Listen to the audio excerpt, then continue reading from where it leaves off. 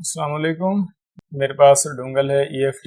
Setup open किया तो वो एक्सपायर हो चुकी थी, तो उस काम से आज मैं रायविंड गया और रायविंड मैंने EFT डोंगल को रिन्यू करवाया। पहले मैंने तकरीबन 1 माह पहले रेट लिया था EFT डोंगल की एक्टिवेशन का, तो 4,000 रुपये रेट मिला था। लेकिन आज जब मैंने EFT डोंगल को रिन्यू करवाया तो डॉलर की कीमत बढ़ने और पाकिस्तान के रुपए की वैल्यू कम होने की वजह से 4700 रुपये मैंने पे किए हैं EFT डोंगल की 1 साला एक्टिवेशन के लिए। वैसे तो आपको पता है कि मैं UMT डोंगल पर आजकल वीडियोस बना रहा हूं, लेकिन आज की वीडियो EFT डोंगल पर होगी, जिससे मैं हवावे का एक फ़ोन अनलॉक करके आपको दिखाऊंगा। हवावे Honor 9 Lite के किस तरह से EFT डोंगल से आसान तरीके से अनलॉक किया जा सकता है, और कुछ EFT डोंगल पर एक अपडेट आई है, उसके बारे में हम थोड़ी सी बात करेंगे। तो वीडियो मैं सुबह अपलोड कर दूंगा तकरीबन 9 बजे तक। वीडियो को ज़रूर देखिएगा, अपना ख्याल रखिएगा